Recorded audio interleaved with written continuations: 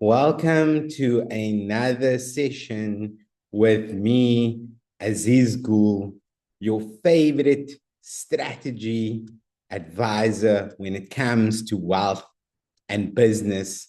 And we are here today with the theme Wealth Attraction Secrets. And I'm going to get into why this is an important theme, why this is important for you to understand and know and apply right now. But before we do that, I just want to share some exciting news from the Accelerate with Aziz community. We will be hosting, or rather co-hosting, a masterclass for all of your entrepreneurs and business owners out there in 6 short weeks. And if you want the details of the masterclass, you can go and check out our school page, Accelerator Aziz. The link is in the bio. It's going to be very exciting. I'm going to be co-hosting with Serena Hedold, who is a innovation and design thinking expert out of Austria. And we will be looking at how you can apply design thinking in your business so that you can help yourself grow your business triple in the next 90 days. And again, if you want the details on that, go and check out. The link is in my bio on the Instagram page, and you can check it out there. Just letting some people in the room. Ralph, great for you. Great to see you joining us. Michael, welcome. Thank you for joining us. Tasneem, great to see you again in the room. And so back to today's theme.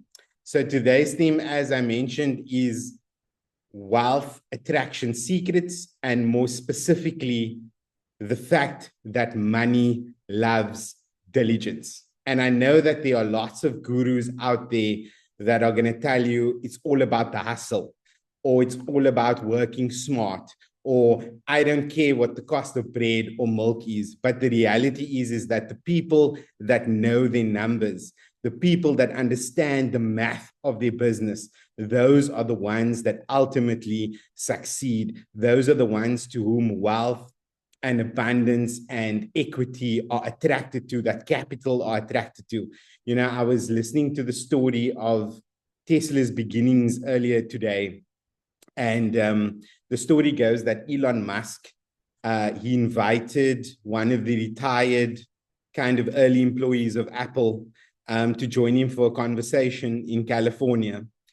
And during this conversation, he asked the guy from Apple, you know, if you had to put together a distribution strategy for Tesla, what would you do? And he said, well, in a lot of ways, Tesla is like Apple in that you are selling a vision. And so I would go about distributing and marketing and positioning this business in very much the same way that we did at Apple. And so there's a big education piece that needs to happen in terms of explaining to the marketplace, you know, what these e-vehicles are, how they work, you know, showing them a sample, a proof of concept of what it would look like. And then looking them straight in the eye and without a shadow of doubt or hesitation, once they ask the question, how do I get one? Simply saying to them, you give me, I think the number was $4,000 or no, $5,000. You give us $5,000 and we give you a ticket. And in a couple of years' time, you get your vehicle. And then they laugh and, you know, they think it's all a big joke. And, you know, that's great, but that can't really be true. And then again, with ultimate seriousness and a lack of expression on the face, saying this is 100% accurate. And then following that up with an upsell that says, but if you want to be one of the first 1,000 vehicles, then you give me $40,000 today. You give me that deposit today. And in a couple of years' time, you get one of the first 1,000 Teslas. And so there's a lot to unpack in that little story, right? The one is this idea of, you know, selling it before you build it. The upsell strategy, like I just mentioned, which is pretty interesting. And also this idea of, you know, manufacturing demand. which I think is so critical. And then, of course, this idea that if you sell and position a very high ticket offer, you are able then to create mass production versions off the back of that because your profit margins are so high. But ultimately, you cannot educate the marketplace. You cannot become a behemoth like Apple or Tesla if you don't know your numbers. You know, the follow-on to the story is that Elon Musk then made a tweet.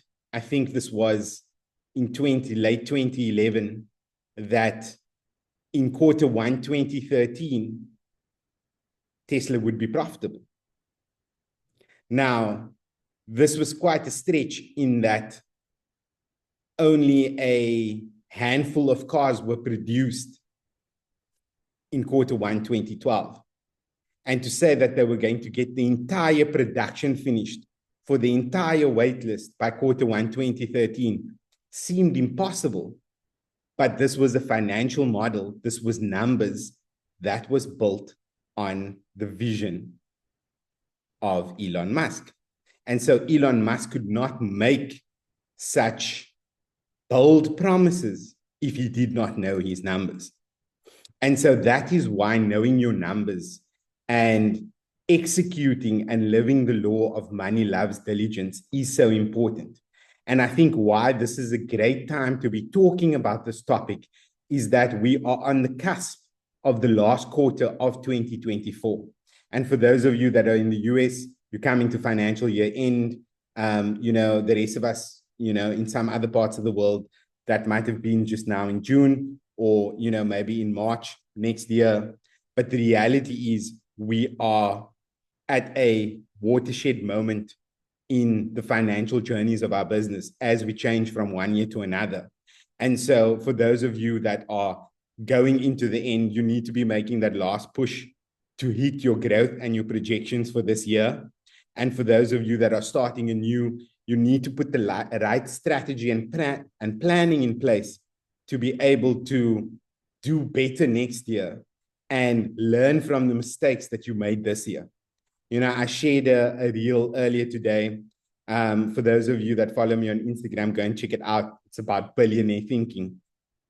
And I think that is one of the critical differentiators between billionaires and everybody else, is that they make mistakes and they fail like everyone else, but they learn from those mistakes and they never make that mistake twice. And that's where they put in the effort, because they are always optimizing for growth, right? And just to put this in perspective, so say, for instance, you wanted to double your business in the next 3 years. You could do this in a number of ways. In the next 3 years, you could do this in a number of ways. You could try and grow 26% year on year, which is like, okay, you could try to do 40% year on year, then you would double in 2 years instead of 3. But 40% growth for most businesses is significant. Or you could just try to grow 3% every single month. And if you grew your business, if you ran your business like a fund manager, right? A hedge fund manager, their goal in life is to deliver 2 to 3% a month. If they are doing that, they are part of the top quartile of money managers in the world. We're talking Paul Tudor Jones, we're talking George Soros, like the big investing giants. They are doing 2 to 3% a month. And so if you can have that same single-minded billionaire thinking focus of trying to deliver 2 to 3% growth a month, then you are in the upper echelons of high-performance entrepreneurs. All right? So let's get into this we've got into why this is important. We've gone through why this is the right time. For those of you that don't know me, that are new to me, new to our community, obviously I'm Aziz Gul. I've spent the last more than a decade in entrepreneurship, been part of, building and scaling a multi-7-figure business, been an investment banker, raised capital for private equity funds and high growth companies, across the emerging markets, held CFO positions. So this is kind of my jam, right? This is my zone of genius. And I want to download that zone of genius into you in the next 20 minutes, right? So that you can understand the importance, you can have action points, and you can have next steps that you can implement on your own to get results in your business right now so that you can deliver that 2 to 3% growth month on month and double your business in the next 2 years. That's what we are here to do tonight, right? And so the three things that I want to cover tonight is, like I said, number one, we are here to follow the law, money loves diligence, right? And how we execute that is by creating our annual budget and our financial projections, which I will get into in a minute. And then the third thing is we are going to look at how we manage those numbers and how we live those numbers to make sure that we hit those numbers, right? So for those of you that are unaware, a budget projection is not a complicated thing. It is a simple thing that, you can do a bit of Googling and you can get a template, but ultimately it's simply a spreadsheet where you are going to start putting down your sales numbers, your cost of sales numbers, your gross profit numbers, your operating expenses, and then your profit. And you are going to track that month by month. And so initially what you're going to do is you're going to look at the last 3 months to 12 months. And then you're going to, based on those numbers, project those numbers forward, right, for the next 12 months. And once you've done that, you then need to refine those numbers on a quarterly basis. What do I mean by this? What I mean by this is that if you projected that you were going to do 10 to 15% growth in the next quarter, right? At the end of this quarter, you're going to review that number against your actual performance and see if you were on target or if you were off. And then you need to refine the number so you're less off. And so what we want to try and establish here is that your projections are never unrealistic. They are aggressive, but they're not unrealistic. You want to be sort of in the range of being no more than 5 to 10% out in terms of what your growth projections are. So we're going to refine it on a quarterly basis, right? And then when it comes to half year, we are going to review what we've done in actual performance versus our 6 months of projections. And we are now going to decide if we are going to stay the course or if we need to pivot in order to hit the projections that we've set for ourselves, right? Because if at half year we are nowhere near where we need to be, then continuing to do the same thing for the next 6 months, hoping to hit those targets, is insanity, right? Einstein said it, I'm saying it, you know it. So what we then need to do is make a strategic pivot in the business in terms of the actions that we are taking in order to deliver the results that we want. And so if we get to the end of the financial year and we do not take different actions and we do not get the results that we want, then we have no one to blame but ourselves. And we need to take 100% responsibility and 100% ownership of the fact that we did not hit the numbers because we did not do the work. Right? So that's how you set up the projections and how you manage the projections so that you can apply the law in your business of money loves diligence. Right? And so what I want you to do with this information, if you are currently not doing these budget projections, I want you to go and find a template and start. That's my recommendation to you. If you are doing it, and this is a lot of business owners that I know and clients I deal with, they set their budget and their projections at the beginning of the year, and they hardly ever go near it ever again for the rest of the year, or they keep it all in their head and they think by having it in their head, that is enough. Whether they're running a 7-figure business or a 6-figure business or a 5-figure business, they think that running their business out of their head is the way to go. And this is not the way to go. This is a very, very serious undertaking, because just the act of committing to the habit of managing the numbers, of doing the numbers, there is something, and you might say, this is a bit woo-woo, foo-foo, but I promise you, I've experienced in my own life, and I've experienced with clients where I've implemented this. It works, right? It attracts, it magnetizes growth and wealth to you and your business. And if you want a pro tip about this, right, to further incentivize you to take on this habit of managing your numbers and enforcing the law of money loves diligence, is that for every dollar that you save and you add to your bottom line, you create $10 of value on your top line, right? And I actually had this conversation with a client this morning. We were reviewing their numbers. We've been working together for the last 2 months. And in the last 2 months, through the optimizations and cost savings that we had created in his business in the last 60 days, right? We literally, that cost saving that we created, we generated a 10x return on that cost saving in terms of what was generated on the top line. And we literally doubled the revenue month on month.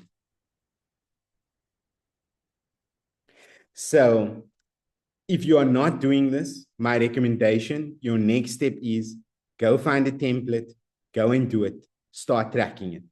Don't wait on your CFO, don't wait on your accountant, don't wait on your bookkeeper. This is the thing that you must do.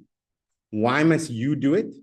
Because the numbers should be in the DNA of everything that you do, because you should be making data-driven decisions in your business, not gut feel decisions, not popular opinion decisions, data-driven decisions. Why? Because the numbers never lie. And that is why this is so critically important, especially at the time of the year we are at right now. If you haven't gotten started, you have 2 months to correct the ship and turn the Titanic. If you are getting started or you have been doing this, it's time to optimize for the new year and figure out Q1 2025 revenue generation, revenue growth. What are the targets that you want to set for yourself? If you can't, by the time you get off this call, right? If you even make the decision about the growth target that you want, whether that's 3% month on month, whether that's 40% in the next 2 years, year on year, whether that's 26% year on year in the next 3 years, whatever that number is, by just deciding at the end of this call, by the time you jump off, what that number will be, you are 80% more likely to execute on your budget and your projections, and therefore 80% more likely to activate the law of money loves diligence and get the results that you're looking for. So that is the critical point that I wanted to share with you guys today. So why is this important? It's the end of the year, right? And if you don't put this law into effect, the result that you are getting are not going to change. Because if you are not measuring what you are implementing, you don't know what's working and what's not. And coming back to what we were saying about billionaire thinking, billionaires stop doing what's not working and double down and do more of what is working. And so if you're not measuring, you're not improving, which means you are continuing to make the same mistakes and continuing to learn the same lessons, and therefore your business is stagnating. And remember that in business, as in life, there is no such thing as stationary or static. If we are not growing, we are dying. And so you need to commit to these actions if you want to see real growth in your business. Grow your business by the numbers. Build a template for the numbers. Make it a living document.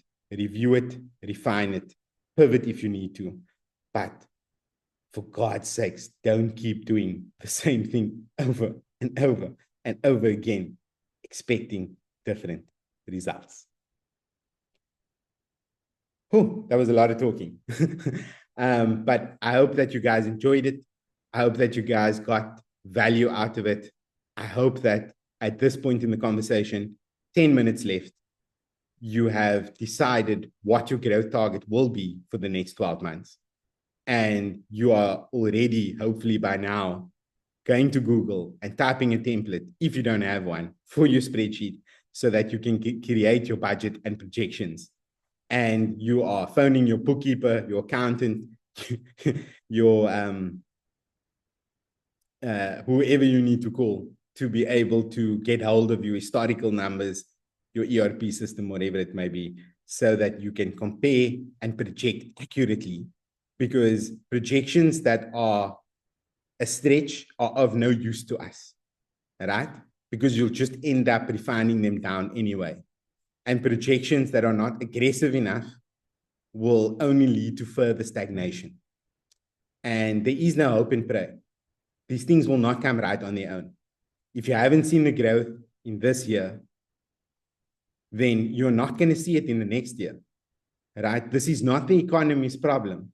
This is not the labor force or the workforce's problem, right? This is not your team's problem. This is your problem.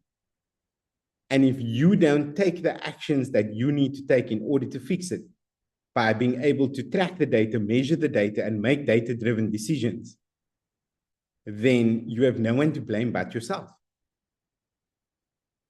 So for me, my recommendation is go after the 3% month on month. And you can do that in two ways. You can do that through cost saving and creating efficiencies in the business. And you can also do that through growth, right? So maximizing distribution, getting people to pay in advance and optimizing your cash flow cycle, getting better terms from your suppliers and your vendors, so that you manage cash flow more effectively, and looking at ways to reduce and optimize your operating costs and making strategic investments in terms of assets on your balance sheet so that you create further efficiency in the business and increase your capacity and your productivity, because ultimately we are in this business to maximize profit, right? Top line growth means nothing if you're only dropping 5 to 10% on your bottom line. You know, this is now a very aggressive kind of generalization, but you know, if your business is doing less than 33% GP, change your business. Right? Change your business model at least, because it's very, very hard to create the kind of financial independence, freedom, and abundance that certainly I'm looking for in life when you're looking at those kind of profit margins. And ideally, you should be somewhere in the 33 to 50% plus kind of space. And you want to make sure that even when you scale to the multi-7-figure level, that yes, your margins will get compressed because it's just the nature of business, but you don't want them to get compressed to a point where you start sacrificing profit for growth. You know, because unless, of course, you are a Silicon Valley venture-backed company, then it's, you know, a very different animal. Then profit doesn't matter. You can be loss-making for the next 5 years if you want to, as long as you continue to triple, double. But for the rest of us, plebs, the 99% that are not venture-backed tech startups, you know, profit is important because we don't get into business to be in business for the rest of our lives. We get into business so that we can build equity beyond ourselves that has a tangible value in the marketplace that is independent of ourselves, so that we can exit that business and retire. And so many entrepreneurs, especially in the US, don't think about this. And that's why you have problems like, you know, you've all heard of the Great Depression. And so this is we're in the age of the great retirement. I mean, over the next 3 to 5 years, you're going to have something like 60 to 70% of the entrepreneurs in the US going into retirement, trying to sell their businesses with no succession plan. Because their children, they're boomers, their children are millennials, their children have no interest in their business. And so what they're going to do is they're just going to close their businesses down because they have no exit plan. They got into business seeking financial freedom and time freedom, more importantly. And in return, they took on a very expensive, very stressful, very time-consuming job. And they were the first one in the morning and the last one out in the evening. And, you know, these golden handcuffs might have been great for a few years, but, you know, at the kind of, in the winters of their careers and their lives and wanting to wind down and spend more time with their families and, you know, do these things and get an exit in some form where they can realize the equity value that they've created in the marketplace for the last 20, 30, 40 years. They can't do that. They can't sell. You know, 85, 90% of them will never sell their business. And you know, the balance that will eventually sell, they'll sell for far below what is possible in the marketplace. And more times than not for a loss, right? Because they don't have management teams in place. They haven't gotten revenue north of 10 million. They haven't gotten profit over $1 million. And so they can't exit to private equity or a competitive acquirer for 10 to 15 times cash. And so what they end up doing is selling maybe for 1 time's profit, 1.5 if they're lucky. And so this is the sad situation. If we don't follow the law of money loves diligence, because if we follow the law and we make data-driven decisions by doing our numbers and knowing our numbers, we create a scalable business that operates independently of ourselves, has value in the marketplace, and will enable us when we are ready and we have stripped enough profit to create both financial and time independence, to create an exit that is a multiple event. Right? For those of you that don't know what a multiple event is, it's what private equity firms describe as an exit, which is a multiple of what was invested. So if they put in 10, they got out 100. That is a multiple event. And if you have one multiple event in your life, most people can retire. And, you know, I know people that have had 3, 4, 5. Right? But you have to have the right intentions. You have to live by the numbers. And you can't live by the numbers unless you know your numbers. So if you take nothing else away from tonight's session, take this. Data-driven decisions will grow your business. Thank you for joining, for spending your time with me. I'm Aziz Gul. If you have any questions, if you want further support, if you want me to help you implement this in your business step by step, then reach out. And for those of you that are interested, go to the link in the bio, join the masterclass coming up in 6 short weeks. Right now, you have access to pre-sale pricing, which is great. The price will be going up soon as we get into launch and further down the line in terms of getting into market. But it should be a great experience in learning about design thinking and how to apply design thinking frameworks in your business to multiply revenue and potentially triple revenue in the next 90 days. I'm Aziz Gul. Thank you for watching. I'll catch you guys next time. Bye-bye.